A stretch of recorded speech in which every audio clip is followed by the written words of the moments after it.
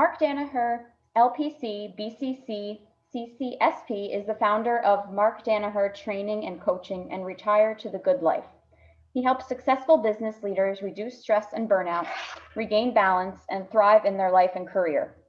Mark has been a career counselor and coach for over 25 years, working with students and adults ranging from high school age through retirement.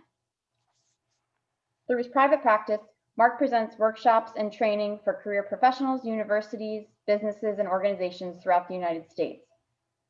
His commitment is to help people find the work and life they love and deserve. He has a passion for helping people reinvent themselves to be ready for their next adventure. Mark has served as president of the National Career Development Association, NCDA, and the Connecticut Career Counseling and Development Association. Welcome, Mark. All right, excellent. Thank you so much. So if you have a question along the way, please just put it in the chat. We'll follow through. If it's something we can answer right then, I'll answer it at that point.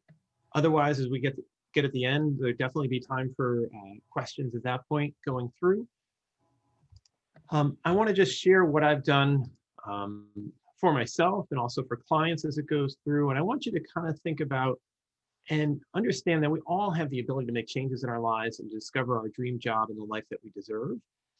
Sometimes it's a little bit harder than others, but I think if we take a little time and invest in ourselves, we can see where we're going and what we want to do. So today we're going to discover a couple of different things. We're going to look at what a career pivot is, both internally and externally. We're going to talk a little bit about limiting beliefs and how you need to overcome them to be more resilient, but also to move farther in your career. I want to talk a little bit about career resiliency because we want to build that in. Even if we're looking to make that pivot, we want to build up our resilience so that as we get into a new career and as we're building our own career, that we can have those key things that are going to help us grow and prosper. And then I'm going to share why these strategies are essential in making a successful career. I want to share a couple of things with you.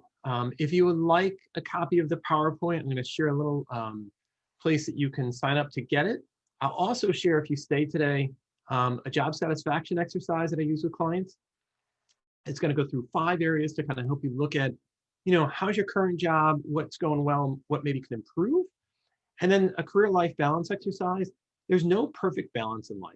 That's one thing I want you to understand. No matter what we do, it's being in the moment. And there are going to be some times that we're going to be a little bit more overwhelmed. But if we kind of take a look, every couple of weeks to where we're at and look at these kind of 10 life arenas, it will help us give clarity and insight as we go through so that you can get a better idea of maybe what you need to focus on. And it talks about just picking 1 or 2 arenas as you go forward, working on those, and you can kind of get an idea of where you're at. So as you look at everything, I also just finished up a new ebook. It's a short book, but it's 7 lunches to ignite your career. It's really what you can do during lunch hour, starting on a Sunday, because I always talk about planning. When you go through and do anything, you want to make sure that you kind of have some thoughtful planning and review of where you're at, both in your life and your career. So in this planning book are the 7 lunches that talk about from a Sunday where you're putting the plan together, reviewing and everything, to on Friday where you're kind of cleaning your desk, getting organized so that you're ready for the next week. And I also included a planning sheet in there. And one of the things that I include, and I always talk to anybody, whether it's students, whether it's adults, is that you want to make sure that you have self-care, especially with what's been going on, that you're definitely getting there, whether you're walking, whether you're journaling, meditating, whatever it is that you do to kind of let go. And then also one of the things I always talk about in self-care is taking technology breaks and media breaks, getting away from the TV and the news shows, getting away from your phone and just having a couple hours where you're just reading, you're just spending time with your family, going out for a walk or hike, but something away from technology as you go through. So if you sign up under that and you go under markdanaher.com/gift, I'll send you the PowerPoint. I'll send you those 2 exercises along with the ebook. And I'll get those out probably later tonight once I get back and download all the emails. I'll send you out an email with all that information to help you along the way.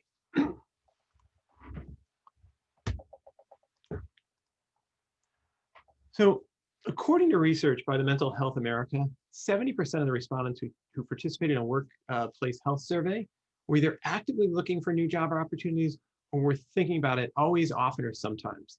And you want to think about, where do you fall in these uncertain times? Now, if you think about this, this was done right as the pandemic started, this survey. So that could change in terms of numbers. I know a lot of people are questioning what they're doing. And if you're working from home, that's changed perspectives too of what you like and don't like as you go through. So really trying to understand that and think about the reasons behind it, I think, is the most important part. So if we look at the top results from this survey, 77% of the respondents believe that skilled employers or employees were not given the proper recognition. 74% of the respondents felt they felt hindered by trivial activities or felt micromanaged. 65% of the respondents reported feeling isolated in the workplace because of unhelpful or hostile environments. And remember, this was before pandemic. So in terms of isolation, some people, and I've talked to a number of people afterwards, have felt better because they've been outside of that environment and working from home going through. So keeping that in mind, think about what reasons or what may be getting you to think about, how do I want to switch or move into something else? There's no perfect job. There's no perfect situation as we go through things. But I think it's important as we look at things, what are the things that we really love and that we can connect into? And maybe what are the things that we can mitigate or really kind of deal with and overcome? And you don't want to be one of these workers, whether you're thinking about an internal or external pivot. We all deserve to love the job that we have. But it's important that we take that time to reflect on what you want and need from your career. And 60% of the workers are dissatisfied at the office. I have an article coming out on LinkedIn this week on Tuesday that talks about reflection is the key. And it's really looking at self-reflection, and asking those questions, setting up some time. But, a lot of us, we've been so busy. The pandemic has kind of helped us slow down a little bit and really think about, what do we want truly? And I think that's an important part, both in your career and life. Where do you see yourself and put things together as you go through and think about, where am I and where do I want to be? So people change, and there's many different reasons. Looking at this survey still, 63% said they were looking for a stronger career path or more opportunity. 60% wanted better compensation or better benefits. Some 50% were looking for a better fit for their skills and interests. And then, 46% wanted to have more ability to make an impact. And then 45% said the work sounded more challenging. So as you look at things, when was the last time you conducted an audit of your career? Really sat down and looked at where things are. And then also looking at, what are the opportunities that exist at your current employer? And then what kind of opportunities do you want to pursue? I think that's the most important part as you go through, because there's always something that we're looking to move forward on, and we're going to talk a little bit about that. But I want you to really kind of take some time at some point and just sit back and go through the job satisfaction. Go through and think about, where do you want to be? What's your dream job? What do you love doing? And then one of the things I always talk about are, what are your burnout skills? What are those skills, if you had to do them every day, for your next 10 years or 20 years, that you do them really well and that you're noticed for them, but if you had to do them on a regular basis, that, you'd be done. I can't do it. It'd be too much. And then there's the motivation, right? The motivated skills. What are those skills that you really love, that you love doing? But then are there other skills that you could maybe learn that might be able to change or enhance your career or maybe move you to a new position? So a career pivot. It's a purposeful shift in a new or related direction that one makes by doubling down on what's already working. Typically, when the word pivot's used, it's referred to a strategy shift, maybe moving from plan A to plan B. Your job is to learn to pivot within your roles and your job path. And that becomes your path as you go forward. And it doesn't mean that you have to leave your company. It just could be a shift in different areas. So if you look at that internal pivot, right, you can stay within your company, you can change jobs, you can advance your career, you can make a pivot. It could be changing roles, departments, geographies, but it's all within the same company. And this allows you to experience a new day-to-day work environment, but still maintain that tenure, the credibility, and the network that you've already built up in that company. And there's a lot of new opportunities. A lot of different companies have shifted from their old ways. Looking at a number of different things, I was working with a client from Pratt & Whitney, and they're at the point where they've told a number of their employees they're not going back full time. They're still going to be remote part-time, and that they're going to be working in the office on a set schedule that's going to be set up. Looking at, some bigger companies that are out there too, REI has closed down their corporate office, and every position they have now is remote, because they're looking at it as an opportunity that since the pandemic hit, that they found that employees can still be very productive or even more productive by being home than being in the office. So what they're doing is they're setting up this opportunity where now they're looking for the best talent. And it doesn't matter that you're not out on the West Coast. You could be anywhere at this point. And you've seen that a lot in different companies adjusting to that going forward. The external pivot is really a move out of your company. You're looking to use your motivated skills on a daily basis and maybe move into a new direction, a new position, or a totally new career path. I just was working with a client out of Brooklyn, and he had owned his own business. He was running a heating and air conditioning business. And he was tired of the 24/7 where he had to go on calls and do different things or make sure that his different technicians got out to the jobs. And so he sold his business 2.5 months ago and shifted now, and he's a commercial real estate broker. He loves talking to people, but he didn't like missing his kids' events and his family's events and getting called out and then have to go home and shower and go back. So he looked at a totally different pivot as he went through. And now he's about, almost 3 months in and doing well and just building up that new job as he goes through in the new career and doing well. So 3 types of limiting beliefs. I think it's important that we look at everything and put it together from that end. And, our first one is really beliefs about yourself. And the beliefs about yourself could be, I'm too introverted, I'm not smart enough, I'll never succeed, I'm afraid to make a change during these uncertain times, right? And that's sometimes when we doubt ourselves. We doubt what we can do or that we have the confidence. The second one really gets into beliefs about other people. Nobody's interested in X, or people aren't supportive of me. They think I'm not that good. They're not going to choose me. So you kind of put this other persona out there. And then the last one is really beliefs about the way the world is organized and works. You can't get the job in design because you don't have those connections, or you don't have at least a year's worth of savings to make a leap, or the system's set up to make it too hard, or now's not the time to make a change. You never know until you try, and I think that's the most important part. So what I want you to think about is try it for yourself. Pick a handful of limiting beliefs, see if any of them don't slot into these 3 categories. But when you start looking at all your different limiting beliefs, and we all have them, sometimes they're a little disguised, but when you dig down into these categories, there's only one state of being that limits our forward movement. And this is a state of being that generates all the thousands of limiting beliefs that get bandied around.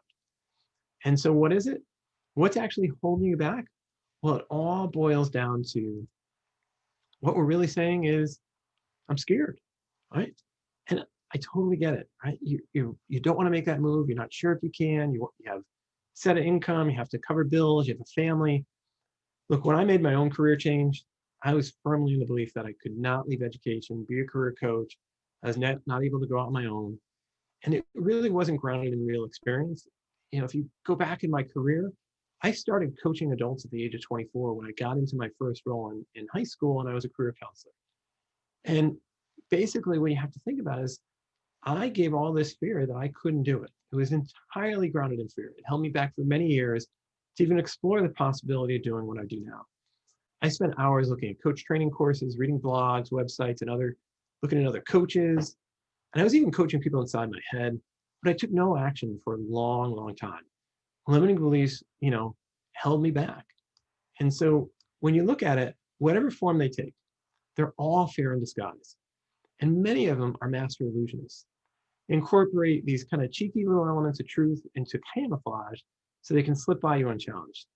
They grab an unpleasant experience from your childhood in one hand, a news story from the papers maybe 2 or 3 weeks ago in the other, and they weave them into this fabric so they're cloaked and you don't see them. So when you spot them moving through your mind, you're not seeing the fear, you're seeing the fact. And so it's important that you can start to recognize these and relate to them not simply as fear, but kind of as this complex, meaningful truth about yourself and the world that we need to overcome. And once you recognize that most of the things that you think about in the way of career change are nothing more than fair, you can get down to the dirty business of taking care of it. And I think that's the most important part as you go through. And look, what I'll do too, one of the things I was just thinking about now, I wrote another little article about limiting beliefs. And if you sign up, I'll include that to have you look at these and get a better idea of how they go through and ways that you can deal with them. So when we think about career changers, one of the biggest pitfalls is waiting for that perfect next move, or maybe aiming too far outside of what's currently working. So you're getting way outside of your strengths, your experiences, your interests, your connections. Another thing you have to think about is when people fail to clearly define their desired state 1 year from now. So you want to start thinking about, putting together this vision. Where do you see yourself in a year from now or 5 years? And even if you don't know the specifics about the exact role, it's important to consider what would you feel exciting about? How can that make the greatest impact? It's like kind of setting up the GPS. Think about when you go to a new destination and you've never been there before. In the old days, we would have pulled out a map and we've kind of drawn out what we'd have to do. But now you're going to put that GPS out there. You're going to put that pinpoint and understanding where you are now and where you want to go. And it'll let you more effectively bridge the gap between the two. And without this 1 year vision, people may focus too much on what they don't want, which doesn't move the conversation forward.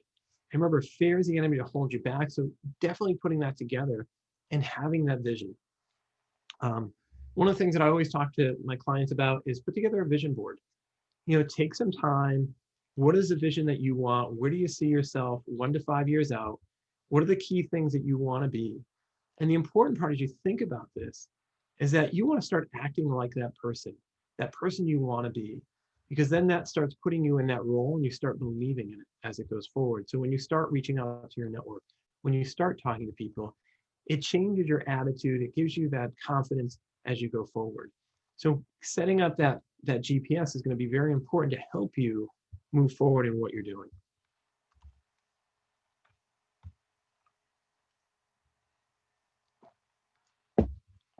So I want to share a little bit about my story. I was doing great. I was working in the school system. I was recognized as the high school teacher of the year, and I was recognized as the district teacher of the year for all my efforts and contributions around career development. And I even made it all the way up to be a finalist for Connecticut Teacher of the Year. And even during this time, I was elected president of the National Career Development Association. I was committed, I was passionate, I was energized, I was dedicated. And if you think about my day, it's kind of crazy now as I go through it. I was traveling an hour each way to work. I would get to work by 5 a.m. and then I would leave around 3 p.m. I was involved in school and state committees. I was doing presentations at local universities. We were doing workshops to other schools to help them move their career development forward. And we had done over 450 presentations during my 15 career years there to schools and organizations across New England. The amazing part was I never thought I would leave that job. I had loved it. Everything was great as it went through. But what happened was we had a superintendent that left. We had a principal that retired. And then we had an interim and so forth. And then 1 year we had a new principal show up in April. And on the last day of school, he called me in and he said, I just want to let you know that your job's been eliminated. We're going to reinvent career services and, we'll figure it out. Well, in the end, it didn't happen. My job changed 6 times over the summer. I started doubting myself and like, what's going on? He called me the week before school started. I was still on vacation. I said, I'll see you when I get back. He said, I'll call you into the office. He never did. And I got into a bad spot. I had all this training as a counselor, all this training as a coach, and I was dark and lonely. I wasn't engaged. I was going through the motions. So hard to get up.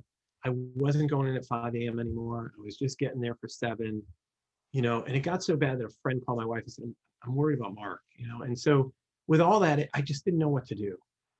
And so from that point, I hadn't built up my career resiliency. I hadn't put all those things in place so that I could make a change and that I could build up and do it. So what it really came down to is that as I was going through, I finally figured it out. I started talking with someone. I took a chance. I found out what I wanted. became more connected. Things started to change. And it started from just creating little sayings on chalkboards. And then I sold them up online. Um, 3 different sites, I put them on there, all these different sayings that I had found, put them up there, and it got my creative juices going and got me to think about where do I want to be. And, from that lowest point of where I was, I'm now at a huge point where I have the best of both worlds. I'm working part-time in a school, doing career counseling. I'm working my business. I'm teaching career development classes. And it is amazing going forward because I took a chance. I was able to move forward, kind of start things. And when I was able to do that, I was helping other people. I used my method of what I went through to help people figure out where they're at. And a lot of times people are just stressed out or burned out or they're out of balance. And they have to kind of sit back and figure out, where do I want to go? And that led me to kind of looking at what do resilient people do? They usually aren't easily stressed out. They're usually in a pretty good mood, they have more energy and they handle rejection and adversity more easily. And I think that's the biggest thing as it goes through. I remember in that job that I had a coworker. I said, can you just go find out, do I have a chance here? That's all I want to know. Can I work it out and figure it out? And she came back and she said, he doesn't like you. I don't know why, just he doesn't, so I knew that was closed and it forced me to figure out other things as I went forward. And so as we think about when you're looking at resilient job seekers, right, they have a tendency to keep their energy levels up, their spirits up. They stay healthier because they're doing that self-care. They're making sure that they're journaling, they're doing some exercise. They show up as their best self. Now, look, nothing's perfect. Understand that even with resilient people, they're not going to come up, they're not going to be happy 100% of the time. But they take a chance to look at, the glass is half full compared to it's half empty more. Compared to, the one thing I always look at, and I use my family more when I talk in major stories, that my mom was a wonderful person. And she had the adage of, if you think of Winnie the Pooh, Eeyore, right? And so Eeyore's famous thing is, why bother? It's not going to change. It's going to fall off again. All those things where he just was so down. And my mom had the same attitude. She had that, I can't really change. I can't move as I went through. And, and I look at my dad and they were divorced as they went through things, but he looked at things like, all right, I'm done. I'm going to look at this. I'm going to focus on my grandkids. I'm going to focus on this opportunity to work part-time. He always looked at the different opportunities and the positive aspects. And again, nobody's ever completely happy, but you're going to be able to see the opportunities if you keep a more resilient attitude and be able to take action because you're going to see those. There was a book that I read and it was called The Luck Factor. And within the luck factor, they looked at both people they thought they were lucky and people that they thought were unlucky. And the important part was they had to meet at a local pub. And they said, they told them how to get there. We want you to come up this exact road and sidewalk and then come into the pub, and told them exactly what they had to follow. And so the lucky people who came followed up the sidewalk, and as they're going along, they found a 20-pound note. They were excited. They picked it up, went into the pub, started talking to people, had a really good time. The unlucky people who saw themselves as completely unlucky or unlucky all the time, we'd be walking up the sidewalk and the note would either blow away or somebody picked it up ahead of them. Or they totally stepped over it. They walked into the pub and they just sat there and they scowled and they just didn't engage with anybody. And it was amazing just the difference between the two, the same setup going in and the opportunities that they could see or not see. And I think that makes a huge difference on how we look at our careers, look at our jobs, is what are the opportunities we're not seeing? I think that's an important part. A professor, John Crumboltz, who talked about happenstance. Happenstance is just being ready for opportunities. You never know what's going to be put in front of you and taking that opportunity. Because if we have our blinders on and that's all we have, we can't see what's on the side, then we're going to be stuck. So we want to make sure we build up that resilience and put it all together. Because I'm going to talk about 4 things that are going to stand out for what resilience is. One thing is the ability to bounce back, right? So bouncing back from adversity.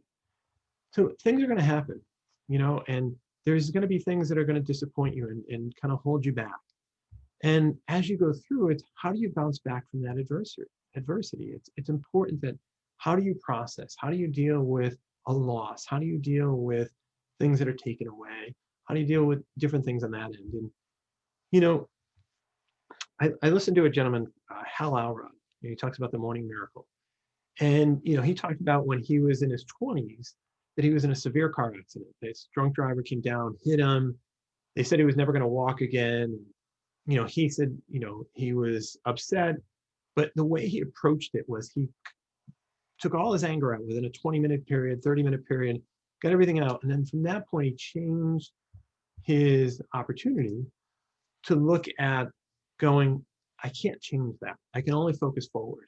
And I think that's the most important part as we look forward, is that something's going to happen. We can't change what happened, but we can change how we move forward with it. And so as we look at things, it could be small adversities too. Your cell phone isn't working. It could be a number of different things. So always keep that in mind, that we want to focus on going forward. It's not that we're forgetting the past, but if it's something we can't change, then we want to focus, what can we do to move forward and make that change? And sometimes it could be as simple as the webcam's not working. You jump on a Zoom meeting. I was setting up mock interviews with students and employers this week, and I was frustrated because we couldn't have the students set up meetings, but then when we set up the meetings, employers couldn't get in, and we were going back and forth. But in the end, we figured it out, and everybody was okay. But it just took a little bit of like, all right, it's new technology, it's new for us to set it up in this way.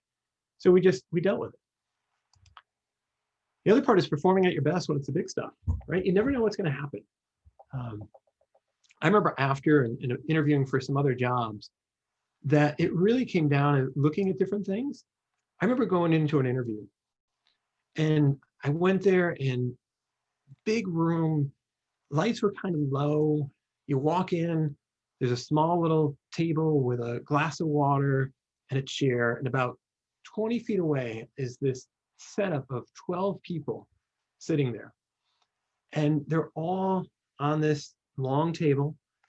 And I'm sitting there going, wow, this is a stressful event. Like, you look at this, it's like lights are low. It's like this really intimidating setup. And I look there, and, they all greet, and, I'm a little nervous. And I go to them,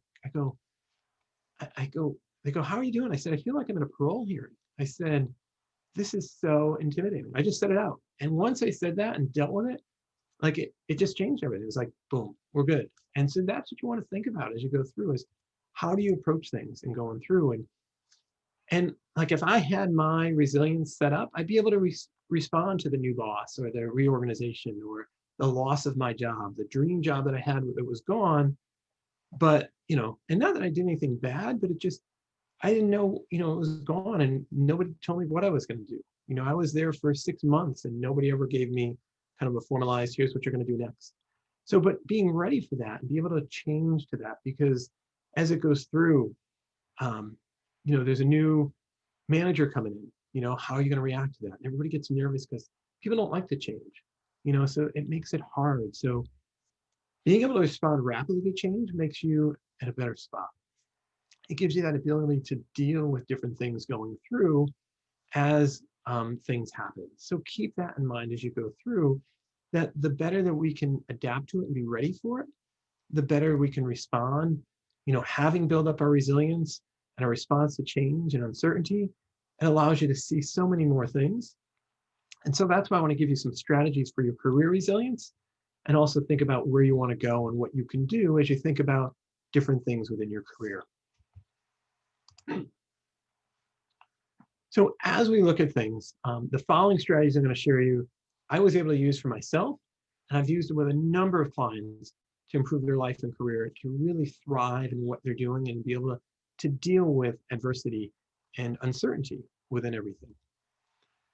So strategy 1 is really growing your network. Strategy 2, setbacks and crises are opportunities. Strategy 3, really accepting change. 4 is moving towards your goals, and we'll talk a little bit more in depth about that. I have a little kind of piece that will go through that. Strategy, become a lifelong learner. 6 is be positive and hopeful. 7 is to take care. And then number 8 is to pivot, right? What do you want to do? You need to take action. So importantly, as we go through this, and if you think about as you pivot, a lot of these also come into play as you are looking for new opportunities as you go through.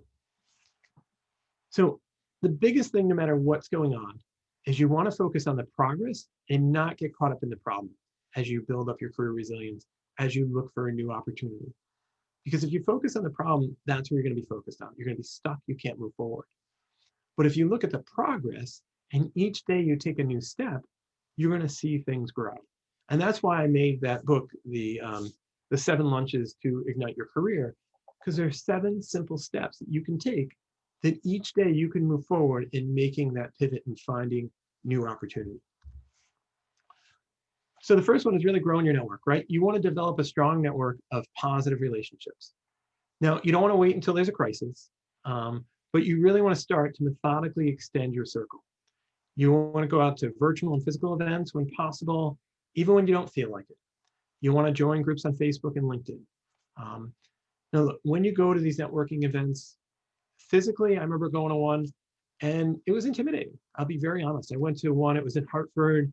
I wanted to go out and learn a little bit more, and I wanted to see if we could expand our business network from the school, but I also wanted to look at my business side, my private coaching side.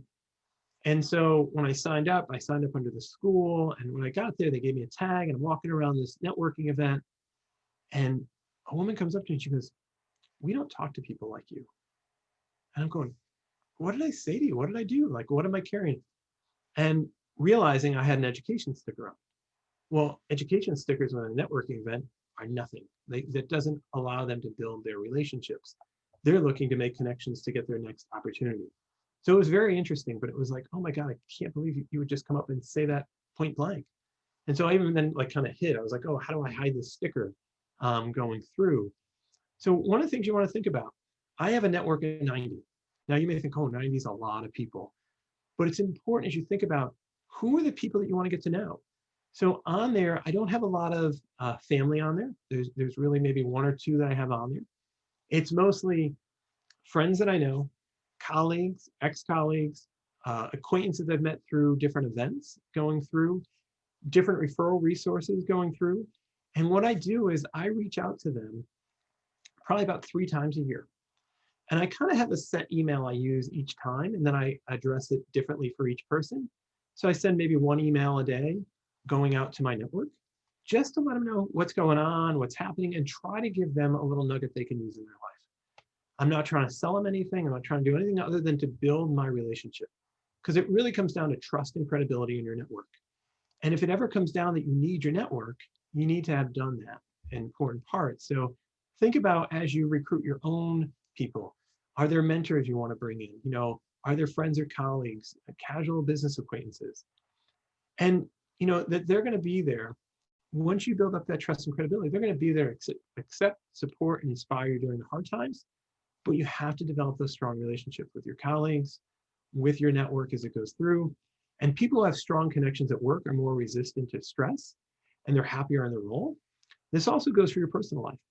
The more real friendships you develop doesn't mean you have to have 80 friendships, but if you have 2 or 3 very strong friendships, the more resilient you're going to be, because you have a strong support network to fall back on. And that's an important part as you go through. If we look at setbacks and crises and opportunities, this is a huge piece. We fail every day, right? I think that's the most important part. I try to teach those lessons to everybody have. I fail every day. My clients fail every day, students, adults, whoever I work with, we all fail. But I think if we look really at, kind of a legend, if we look at Thomas Edison, right? He made 1,000 prototypes of the incandescent light bulb before he finally got it right. And you think of the prolific inventor he was, awarded more than 1,000 patents. And it's easy to imagine him failing on a daily basis in his lab. So in spite of struggling with failure throughout his entire working life, Edison never let it get the best of him. All of these failures, which are reported to be tens of thousands, simply showed him how not to invent something. His resilience gave the world some of the most amazing inventions of the 20th century. The phonograph, the telegraph, motion pictures, right? The basis of where our technology has come from. And it's hard to imagine what our world would be like if Edison had given up after the first few failures. His inspiring story forces us to look at our own lives. Do we have the resilience that we need to overcome our challenges? Or do we let our failures derail our dreams? And what could we accomplish if we had the strength not to give up? Now look, what may seem like adverse event could be present a potential opportunity. Foster an optimistic mindset. It's not what happens to you, but how you handle it that makes all the difference. Let me just share a few other examples. J.K. Rowling, right? Harry Potter. Her first manuscript of Harry Potter was rejected by 12 major publishers before being accepted. This is my favorite one. Walt Disney was fired from the Kansas City Star because his editor felt he lacked imagination and had no good ideas. And then Sir James Dyson, who, by the way, doesn't have an engineering degree, he went through over 5,000 different failed prototypes over the course of 15 years before creating the best-selling bagless vacuum cleaner that led to a net worth of $5.4 billion. The next time you experience a career setback, just think back to a time in your life when you were able to persevere, and you are more resilient than you realize.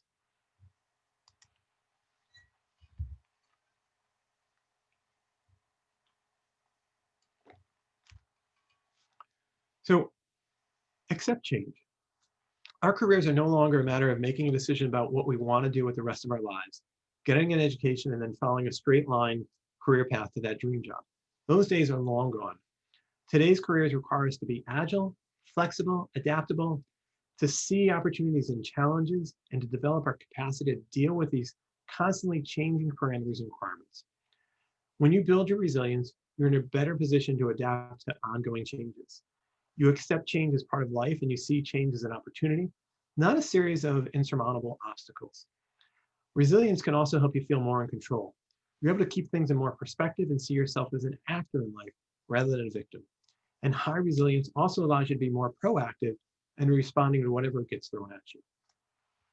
So it's important because I think as you look at different things, as you build up your resiliency, as you build up your acceptance to change, you're going to start to see things out in front of you that you're going to allow to learn or do before they become the accepted norm in your job, and you're going to be out in front. And that makes a big difference in terms of how you are and how you're valued.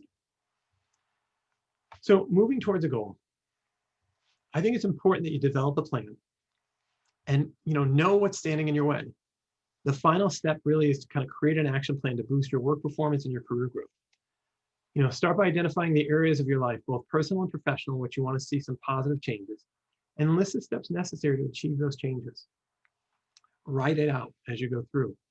And if it's one of those things you're struggling with is the fear of losing your job, don't wallow in it. Take action and be proactive.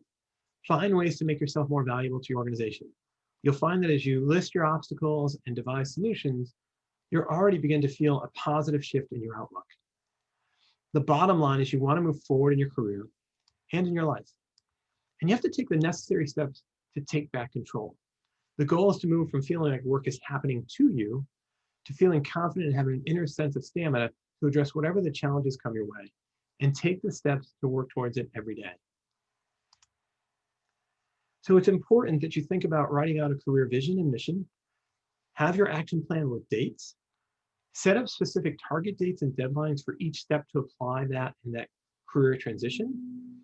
You want to think about this and write it out. Have a calendar that you can have, put things together as you go through. One of the things I want you to think about is that I have, and I'm just going to grab one thing.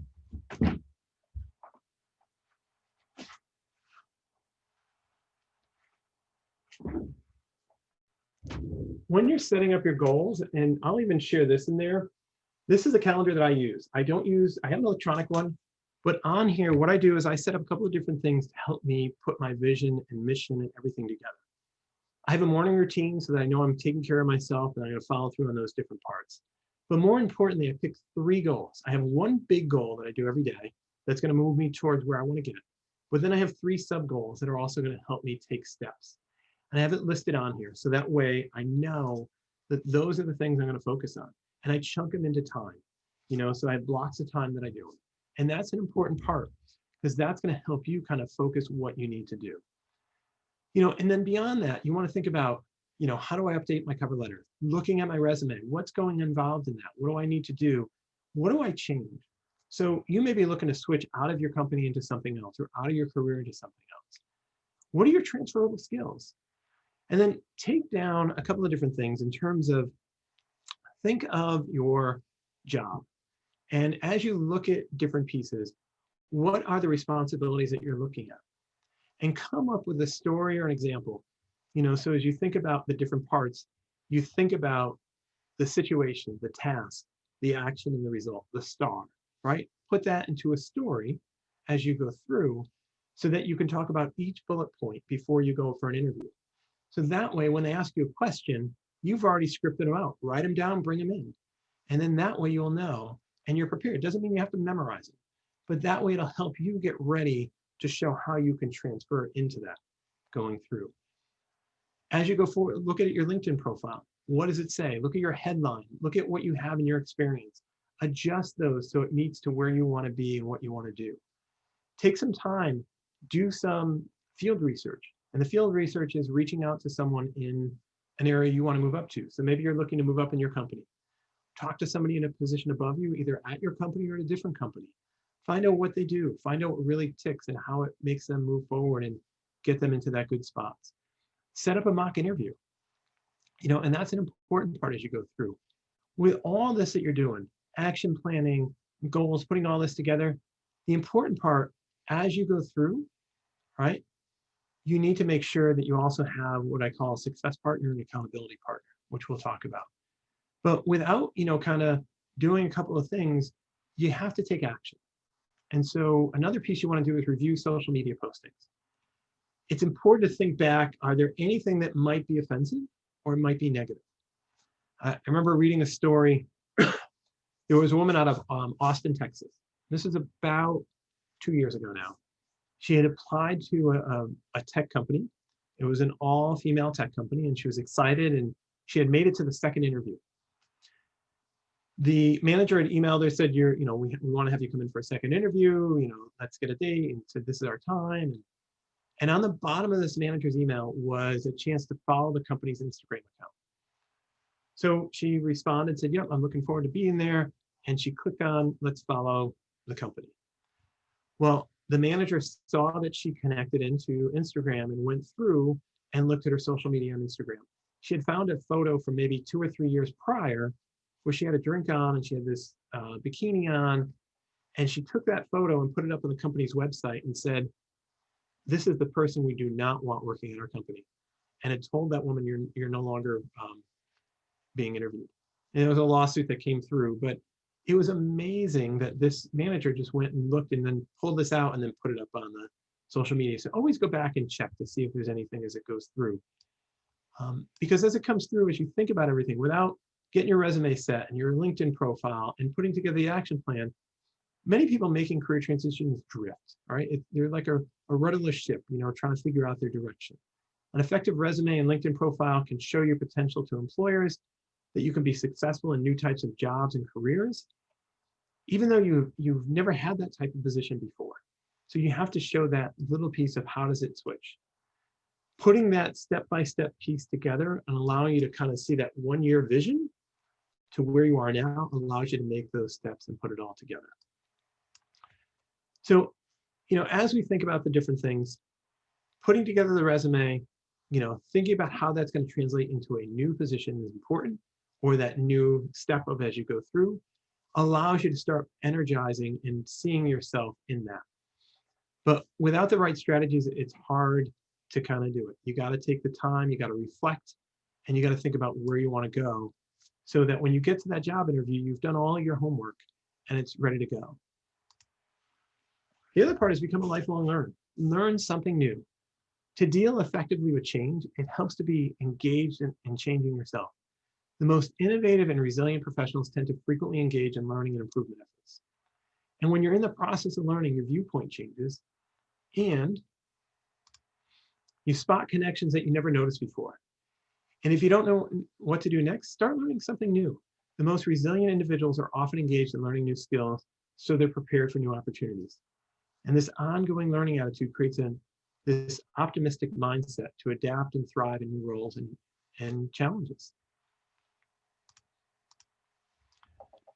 Now, exploring, right? This is an important part of this is match your passion with opportunity by researching jobs through whether it be ONET, through Indeed, through LinkedIn, research potential training programs so that you can see what are those opportunities. A lot of times LinkedIn has some wonderful educational opportunities that you can get involved in for free so you can learn new skills as you go forward. Find opportunities, do field research. Find somebody you want to talk to, reach out to them. Now look, there's going to be one of those things that you may reach out through LinkedIn, right? You can connect, but sometimes people don't always check on that. So one of the other things I'm going to share with you, and and I don't have it listed in the PowerPoint, but I'll share it in the email that I send out. There is a program that you can actually go and find different company emails. So if you happen to know, I like to use a Traveler. So if you know someone at Travelers, and they're whatever they are, Mark Danaher at travelers.com or mdanaher at travelers.com, you can actually go and use this and put in the first and last name of the person you're looking for. You'll have the @ symbol. And then if you know the ending of the company's email, you can get that person's email, typically probably 90–95% of the time. And you can email them directly to try to connect and do a conversation. But remember, when you do these field researches and you get a chance to meet with these people, always think about how you can be of service to them is most important as you bring things together. So keep that in mind as it goes through, but I'll share that, the sign up. And the sign up again is in the chat. So if you look at it, it's markdanaher.com/gift. But also research current market trends and LinkedIn connections. Learn more that you can grow. If you're looking for a certain company, reach out and start making connections in those companies. That's the important part. Look at managers, look at HR, find those connections that are going to help you, because a lot of times as we think about things, it's the hidden job market of people that are going to lead to those jobs as you go forward. And look, optimism is the most important thing. Be positive and hopeful. Right? As you think about this, that people that are optimistic tend to expect good things will happen in the future. And if you look at pessimistic people, right, the belief that bad things will happen. And there's some good scientific evidence that now suggests that being optimistic contributes to good health, both mental and physical, and it improves in a couple of different ways. So if you're optimistic, it reduces your sense of helplessness that tends to set in when people feel out of control. It helps motivate people to take constructive action that they probably wouldn't do before. It also makes us possible to believe that bad situations can improve, right? Optimistic people, kind of see things as, all right, it's a bad situation, but I know I can change. I can make small steps going forward. And a lot of times you can kind of quell that or nip that problem in the bud before it becomes larger. And optimists end up having to solve fewer difficult life problems than pessimists do. So as we go through and put everything together, sorry, jumped on one thing here. I'll bring it back up. As we look at a few things, keep that in mind of looking at optimism also improves a person's ability to develop friendships, right? So we're talking about networking as it goes through, and supportive relationships, because it motivates people to think that other people will like them. So you're having friends and social supports that reduce your risk. And then look at this, when you have these connections, it reduces your risk for disease and the chronic disorders. And the other part, it also affects your immune system. Optimistic people catch fewer contagious diseases than pessimists. And people who are habitually pessimistic tend to have a lower immune activity than people that are optimistic. So just some things to keep in mind, whether you believe that or not. It's from the scientific evidence, but I think if you can get a more positive attitude as you go through life, you'll see things in a little bit. And I'm not saying have a rose-colored glass, and have to put those on and everything's great. And if you remember Seinfeld's Serenity Now, everything will be great. I'm not talking that end, but just more ways to look at how things can change. And then taking care of yourself. I think this is a huge piece that you need to think about. Make meaningful connections, strong ties to family and friends, coworkers, and community groups. Help find the social and emotional support that you need to bounce back from setbacks. Make time for your closest relationships, whether it's doing a Zoom call. If you can get together for dinner, I know now many people may not want to be indoors based on what's going on, but just getting time to spend time with people, do different things, whether it's a Zoom call, a Zoom games as you go through. I do that with a lot of different friends as they go through, and family members to connect as they go through. Spend time with like-minded people. Even when the circumstances seem beyond your control, connecting with others who feel similar can help you form this important bond. And they even talk about that you're the sum of the 5 closest people that you hang out with. So look at that too as you go through. If you're in this bad piece, how are the other people you're with? Is it just you, or is it kind of more of a piece going through? There was a woman I was working with one time, and everything, the sky was falling. And I finally just said, I can't deal with it. I said, I'm sorry. I'll do whatever I have to do at work, but I wasn't going to be this person that heard all these things, because she was always bringing life down. The other parts are pay attention to your physical self-care. Make exercise a priority. It doesn't mean that you have to go to a gym. Okay, that I think is an important part. But try to get in 30 minutes a day if you can, whether it's walking, if you can go to a pool or biking, working out at home, exercise videos, anything that will help you move forward and get going through. And also look at your diet. Try to avoid a lot of junk food and fast foods, limit how much you take in, limit your alcohol at times. Sometimes, especially when we get down, we have a tendency to stress eat or stress drink. And we want to think about that as we go through. And another one that people talk about, but it's hard sometimes, is really set up good sleep practices. Set up a bedtime routine, like when you're going to bed, when you're waking up, and try to do that on a regular basis. I have mine set up so that my morning doesn't change throughout the week and pretty much my evening, unless we're going out. But I try to stick to a normal routine and I feel a lot better.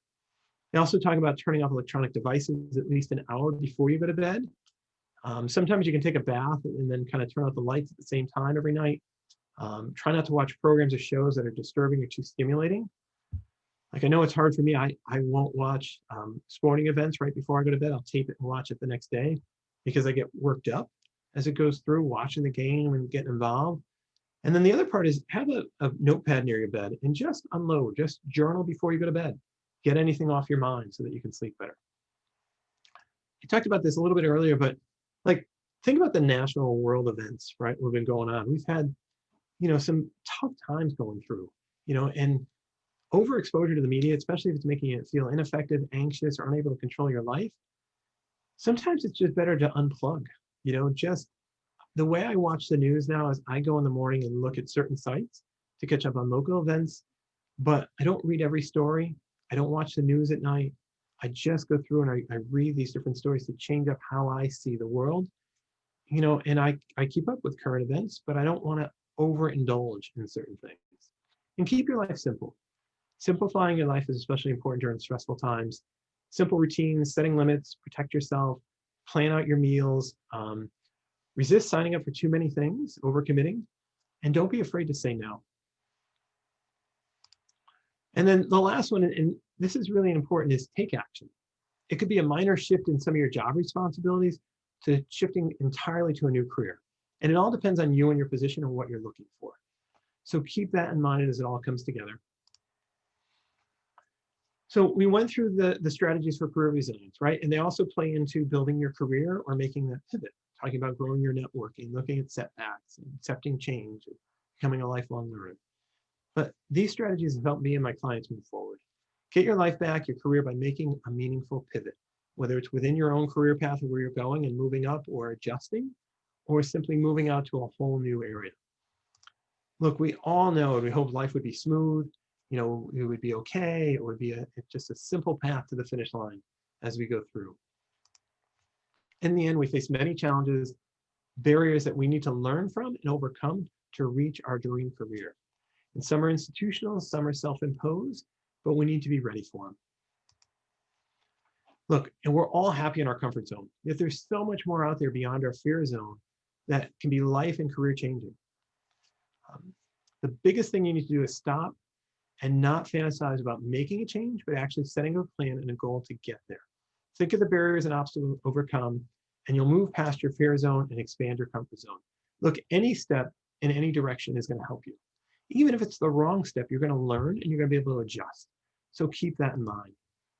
So imagine what I'd love to see you do is grow your network, learn new skills for where you want to be in your dream job, change your mindset. Now, it doesn't happen overnight. It takes a little bit. But if we can catch ourselves a little bit more and more, it makes a big difference. Develop a new life balance. Remember, there's no perfect balance, but being in tune to how things are going and adjusting from there is important. And renew your energy and your engagement, I think, is most important. So I want to share just a little story about one client that I was working with. I had a gentleman who was a regional manager for an insurance company. He was burned out. He wasn't happy, looking for a different pathway out of insurance. And so we had talked, we looked at different stories and what he liked, and we finally figured out he was really focused on IT. He wanted to really step outside. And so what we had to do was increase his network. We did some field research. He started building connections to learn more and grow his knowledge and skill sets in the IT field. He started reading more of that journals. Now, he was not looking to get into IT of doing all the technical pieces. That was not his niche. What he wanted to do was take his sales experience as this regional manager and bring it in. So as he engaged his new network and he was able to make new connections and let them know, and he kind of put his vision out there and let them know, this is what I'm looking to do. And from that point, he was able to become a sales manager working for Dell, and so happy that he was able to make the move and transfer his skills into that new position. So have you asked and answered this question to yourself? What do I want? And do I want to stay stuck and afraid of my current job? Can I face myself 5 years from now if I don't make a move or build my career resiliency? You know, it's important to start building slowly as you go through. And if not now, when, right? Because if you're going to stay where you are, you know, and you may be not happy, you may be feeling trapped, you feel like you can't do it. But if you take some steps, you're going to see that you may gain more time, you may gain more happiness, you might have a better life, you may have more energy. So it's important as you think about all this, what steps can you do to adjust where you're at and where you want to go?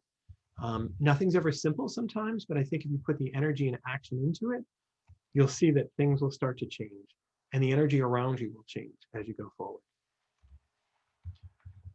So if you have questions, you're more than welcome to ask. I did put the link back up in the chat box for get a copy of the different pieces I talked about. So the job satisfaction exercise, the life balance exercise, a copy of the PowerPoint. I talked about the 7 lunches that'll ignite your career. So you'll get that ebook. And then I'll include in there the limiting beliefs article. And then I'll also include the email finder so that you can go in, and if you're looking to connect and somebody hasn't responded on LinkedIn, because sometimes they don't always check that, you can, if you know the company they work for, and you can find a lot of times under contact or customer service, you can find the ending of the email. Then if you know their first and last name, you can put it in, you'll probably get their email as it goes through. So any questions, you're more than welcome to jump into the chat, or if you want to unmute and ask, I'd be more than happy to ask you as you go through.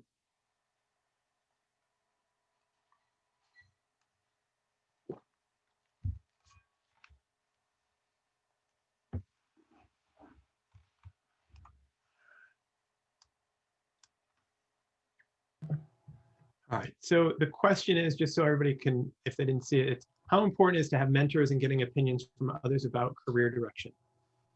I'm wondering how to build self-awareness and independently, and how much input will be helpful. Well, I think you want to be careful. It's good to have a mentor. It's good to go, depending on what you're looking to do. It's important if you can get a mentor or someone to bounce ideas off of. I think that's always good. I think you want to be careful about having, like I always talk about, you know, too many chefs in the kitchen can spoil the meal. So you want to think about who is something that you can bounce ideas with, talk to, build up that self-awareness and get some feedback is important. It's helpful, but you can also do it on your own. You can do a lot of self-reflection and look at things, and then maybe bring that forward and talk with someone from that point. So it's important, but just be careful not to have too many. I think that's where, as you go through, it gets tough.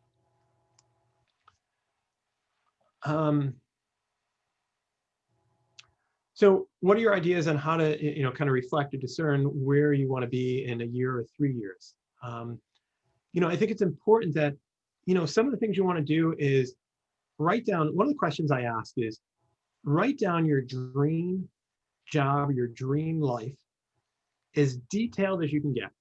Write down everything without any barriers. Don't worry about what the money is. Don't worry about the education.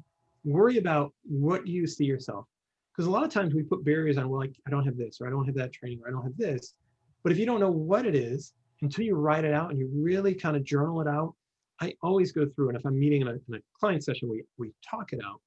But really take the time to sit down and look at that question of, where do I want to be? What do I see myself doing?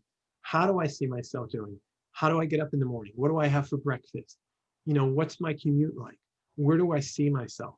And it may not come out exactly, oh, you're going to be a, you know, a regional manager, or you're going to be this.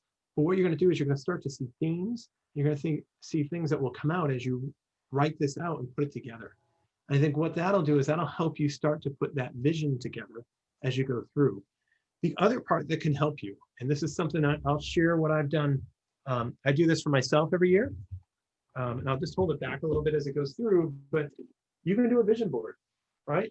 Put things together and start thinking about what are those things that you're attracted to, right? And putting things together as you go through that will help you look at what you want to do.